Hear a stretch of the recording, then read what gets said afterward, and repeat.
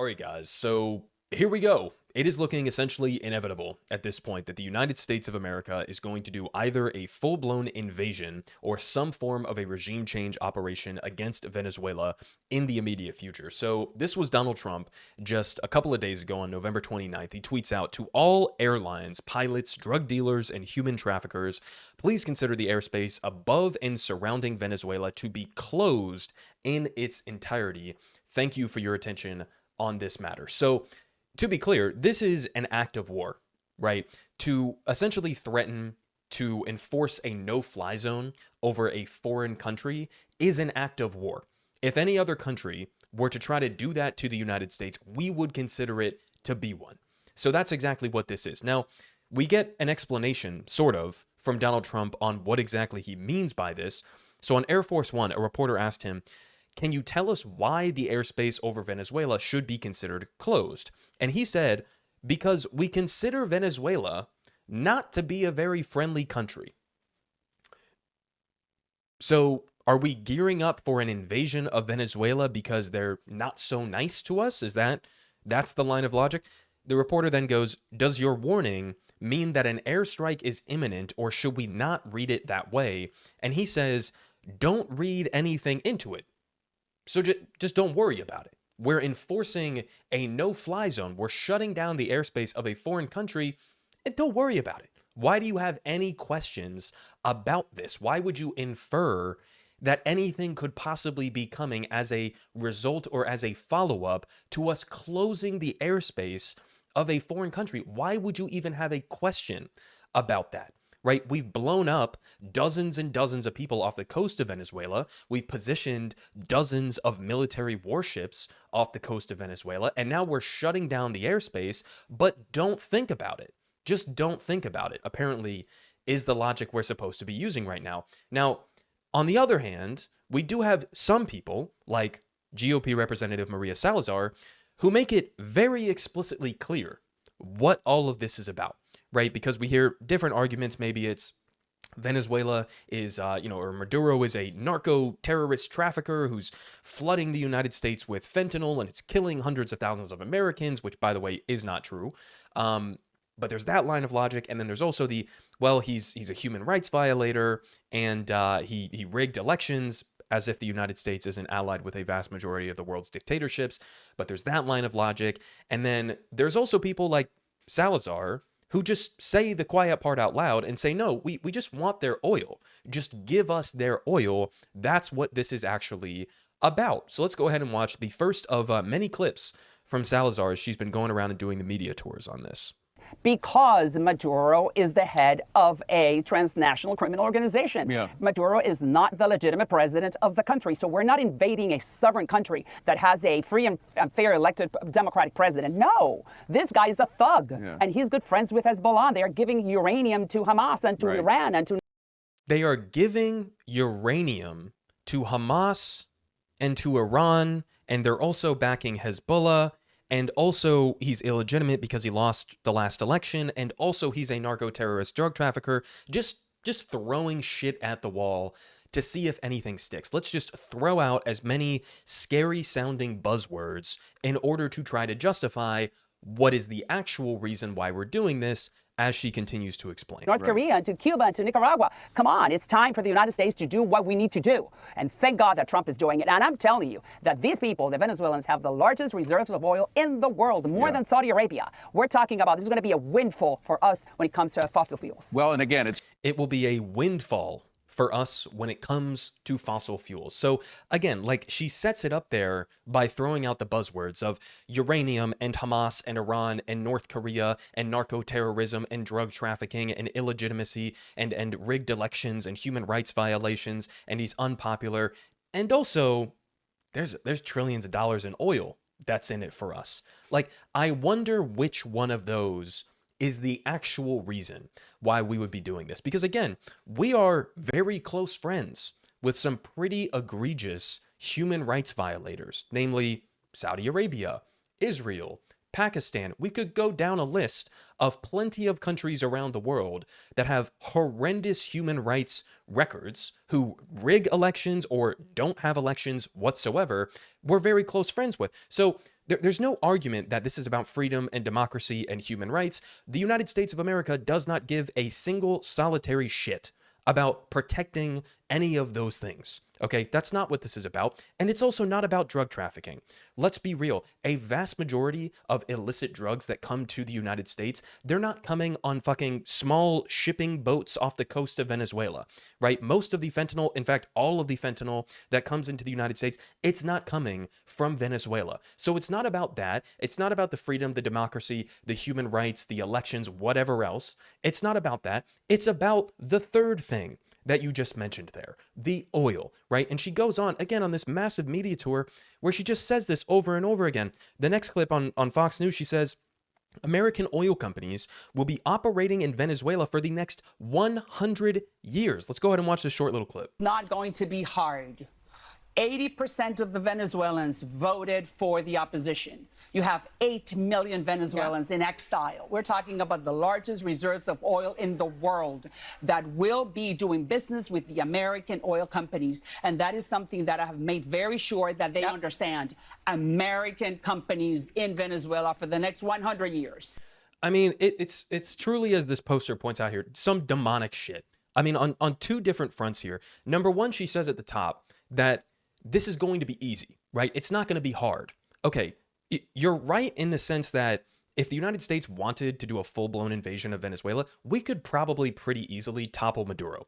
That's not the difficult part. The difficult part is what comes after you break it, right? See Libya, see Iraq, see Syria, see all of these other various examples where the U.S. has gotten involved in these kinds of efforts to impose our will on foreign countries. It's very easy to break things. It's not so easy to deal with or to direct in a successful manner what comes after that. But she says, no, it's going to be easy. And not only that, but it's going to be fantastic because we're going to get to loot all of the Venezuelan oil. It will be a windfall for ExxonMobil and for Chevron and Shell and whoever else. I mean, it's just, you're not supposed to say that part out loud, or you would think, right?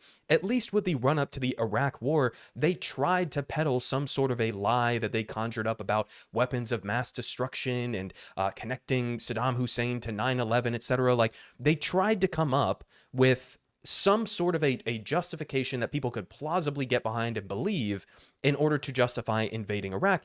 With this one, you have people like this who are just like, no, we're cutting out the middleman. We're not even trying to play the game, okay? We're just going to tell you that we want their oil and we expect the American people to go along with this. You have the combination here of the failed war on drugs that we've been doing for decades and the failed war on terror that we've been doing for decades and putting them into one and not even hiding it and expecting that people are going to be like, yes, this is a great idea. Surely this time, unlike every other time, it's going to work and it's going to be great for everybody. I mean, this is the logic that they're using. Another one here on CNN, she's bragging. She was asked directly, right? Is one of the reasons that you want to topple Venezuela because you want their oil? And she just says it. She just says, yeah, right? It's a potential $1 trillion windfall for American oil companies. So there you have it. They're not even hiding it. And by the way, she's not the only one. Trump would say this kind of shit on the campaign trail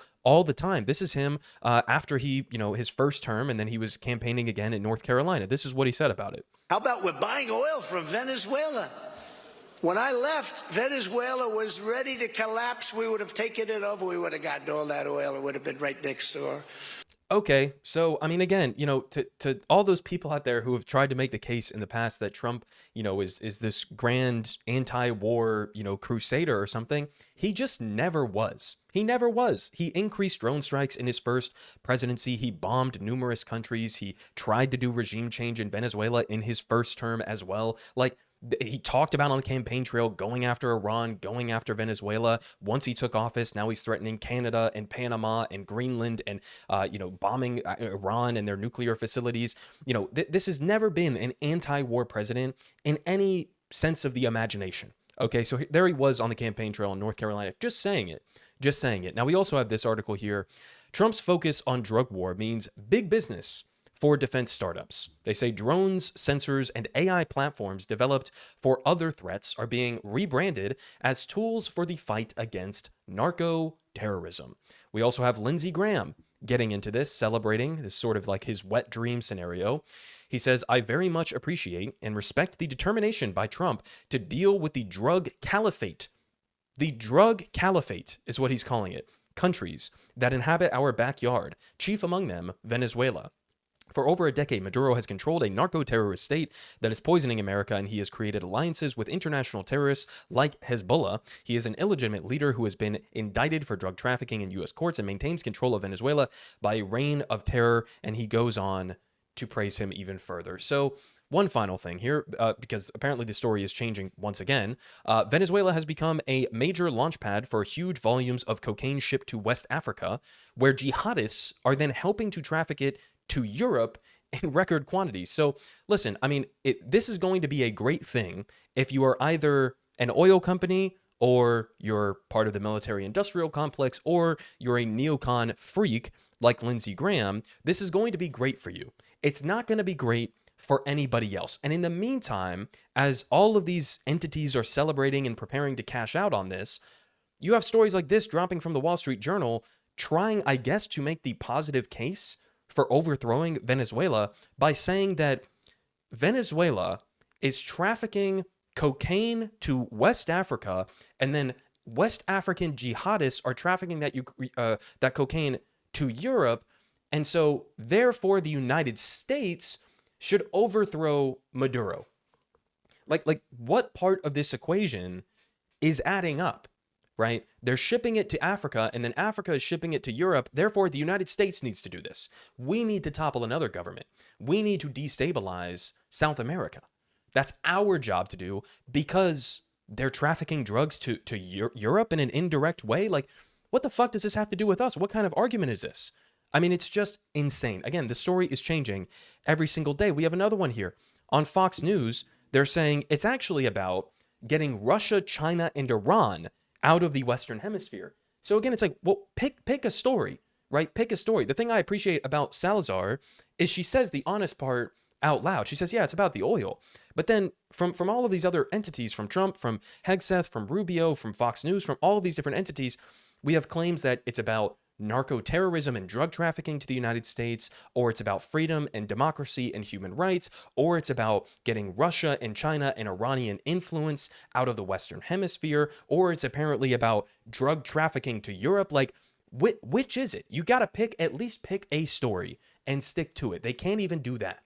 Now, in the meantime, we also have a follow-up story here on one of the initial strikes on some of these like fishing boats that Pete Hegseth has been bombing off the coast of Venezuela, because apparently one of these, if not all of these, was just a brazen war crime double tap strike where they struck it first, there were a few remaining survivors, and then they hit the boat again to ensure that everybody was killed. So here from Common Dreams, they say legal experts accuse Hegseth of war crimes, murder, or both after new reporting on boat strike orders. So they say former top lawyers on Saturday said that new reporting on orders personally given by U.S. Defense Secretary Pete Hegseth in early September when the military struck the first of nearly 24 boats in the Caribbean suggests that Hegseth has committed war crimes, murder, or both. So the former Judge Advocates General, or JAGS, working group, which includes former officials who served as legal advisors for the U.S. military, issued a statement in response to the Washington Post reporting on the September 2nd attack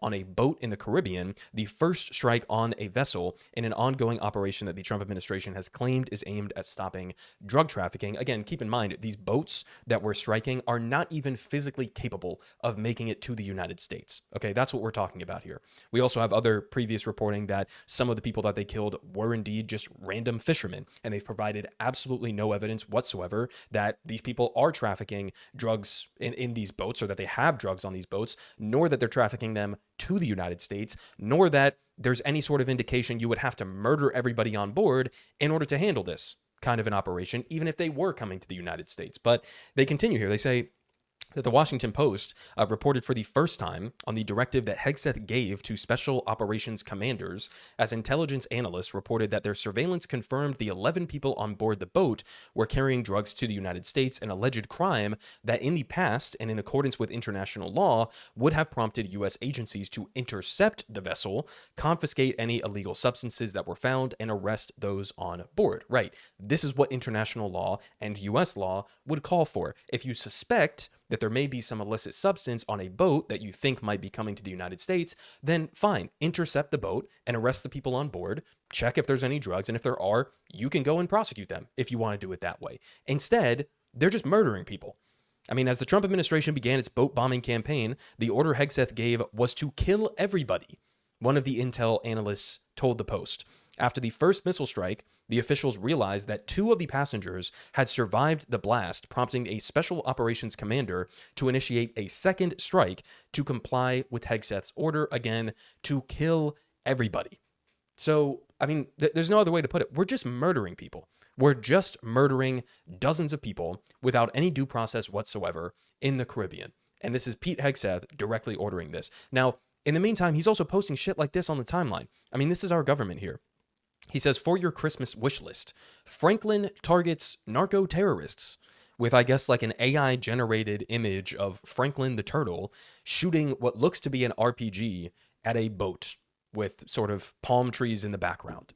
And also importantly, as pointed out here by Polling USA, fun fact, they're going with the narco-terrorists line so that they can argue that they're legally going after a terrorist organization, which the AUMF, the Authorization for the Use of Military Force bill, would allow them to avoid getting congressional approval for starting a war with Venezuela. Congress could still get their ass, but let's be real, they won't. And I think they're right about this. So this is the reason why they're calling them narco-terrorists, is because then they can use the justification of, no, we're doing self-defense, we're going after terrorists who are about to attack the United States, and so therefore this is justified without an official declaration of war by Congress. This is how they're sort of lazily trying to get around that kind of a justification. Now, we also had Trump was asked about this on Air Force One. I won't play the clip because the audio is terrible, but the reporter asked, if there was a second strike that killed wounded people, would that be legal? And Trump said, I don't know. I don't know that Pete, I don't know what happened. And Pete said that he didn't know what people were talking about. I wouldn't have wanted a second strike. The first strike was very legal or lethal. That was fine. So he's basically playing dumb here. Pete Hegseth also denied it, but we pretty quickly got follow-ups here and admissions from Caroline Leavitt, the press secretary, who basically, again, admitted that, yeah, this did happen. And the reporter said, you said that in the follow-up strike that it was lawful. What law is it that allows no survivors? And Leavitt said, the strike conducted on September 2nd was conducted in self-defense to protect Americans in vital United States interests. A self-defense strike, where you bomb a boat, again, with no evidence whatsoever that they're carrying drugs or that they're carrying drugs to the United States or that they pose some sort of an imminent lethal threat to the United States. You blow up the boat, 2 people manage to survive the first strike, and then you kill them in a second double tap strike. And this is somehow self-defense is the line they're going with. Now, a couple more things here. We also had a clip on CNN between Bakari Sellers and Stephen Miller's wife, Katie Miller, who I've shown you some clips of in the past on this channel. Absolute embarrassment and, humiliating here for both Stephen Miller and for Katie Miller that she continues to put herself out in these kinds of public discourse situations because she's absolute dog shit in these kinds of events. But let's go ahead and watch a little bit of this clip here from CNN where she tries to justify these strikes. I want to go back to something that Bakari said. He said that those orders that were given the drug boats in Venezuela were illegal. Can you cite those statutes, please? Yes, because it's actually called the Due Process Clause of the United States of America. Because can you point to one of those boats that actually had drugs on them? Do you know that? Do you know about the Trinidadians who were killed innocently, who were just fishermen? Can you actually kill those fishermen without due process? So the answer to the question is yes. I can cite the Constitution, just as Scott did.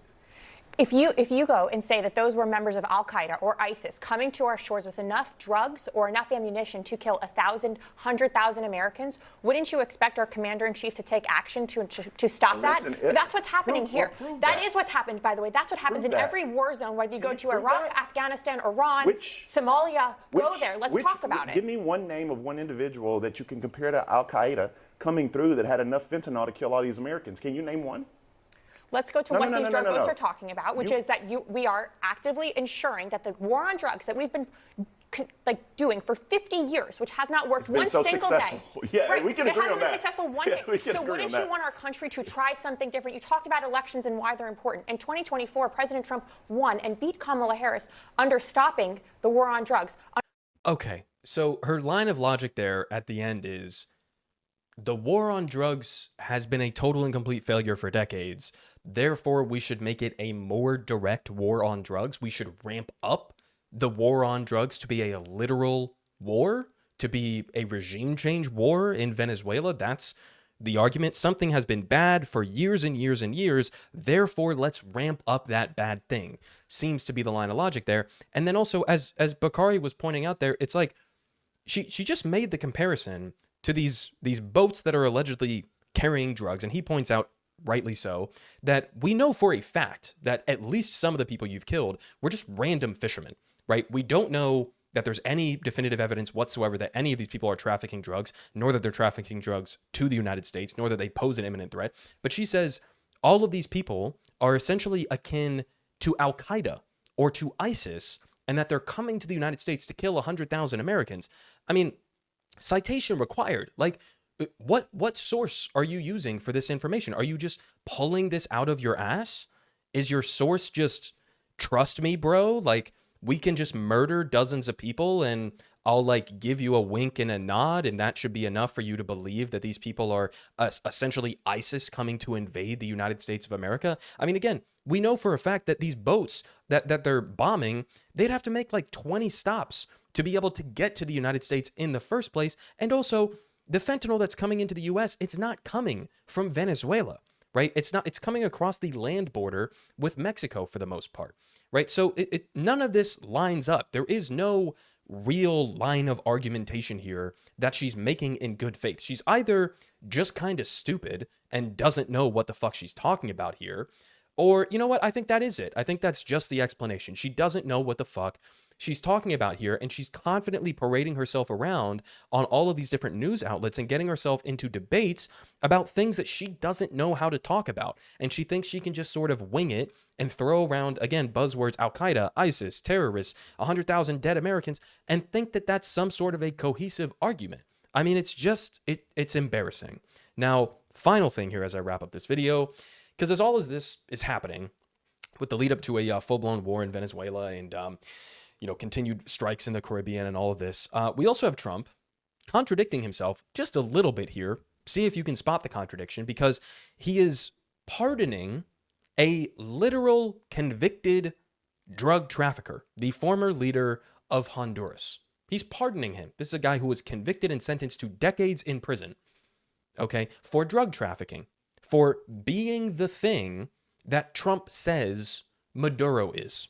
Okay, that's what he was convicted for. Trump is pardoning him and then also essentially blackmailing Honduras as they just had these elections. And it seems like this blackmail worked.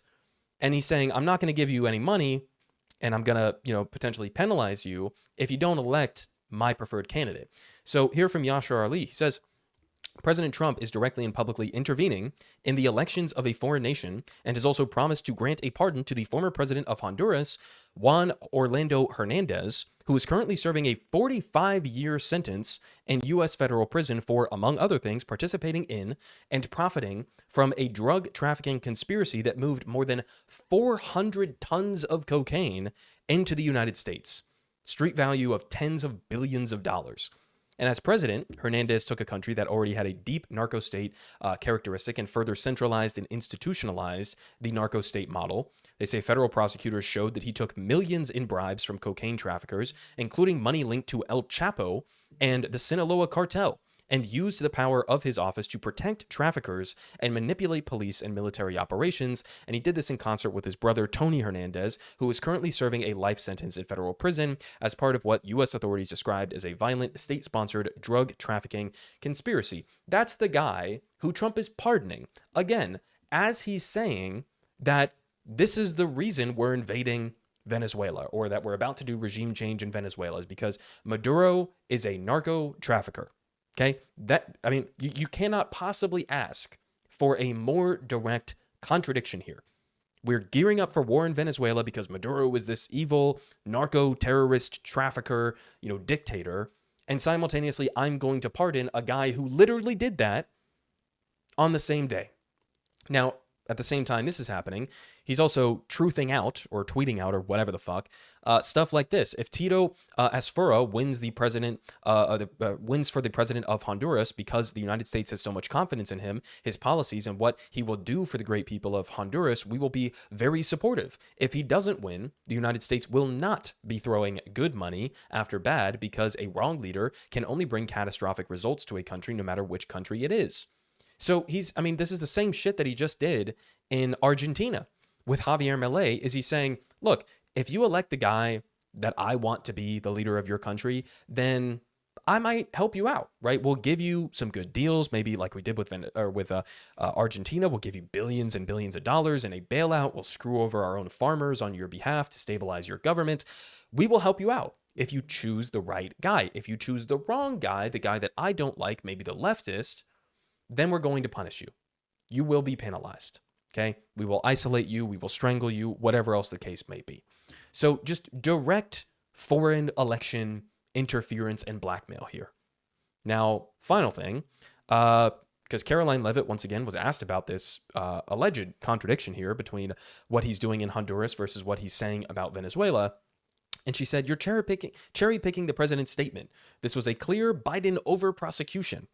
He was opposed to the values of the previous administration, and they charged him because he was the president of Honduras. So she's saying that this 45-year convicted drug trafficking former president was actually prosecuted because he was opposed to the values of the Biden administration. So it was like a political witch hunt from the Biden administration because they got ticked off that this guy wasn't praiseworthy enough of Biden. Like, again, they're really not even trying. They're really not even trying. So I'll leave you guys off with that. I would anticipate that we're probably going to have some pretty major developments in the coming days, potentially weeks, depending on how all of this floats out. But it looks pretty firm at this point that we are gearing up for a full-blown either regime change operation or an invasion of Venezuela, because apparently Maduro is a evil drug trafficking narco terrorist dictator, while at the same time we are pardoning and pressuring for the governments of actual convicted narco drug trafficking former leaders, right? That's how this works, apparently, as we also have people like Salazar just openly admitting, saying the quiet part out loud, that nope, we want the oil, so give us the oil, right? Great time if you're an oil company, if you're part of the military industrial complex, if you're a neocon, it's a great time for you, and not so much for anybody else. Politic guy has the best politic. Believe me, no one does it like him.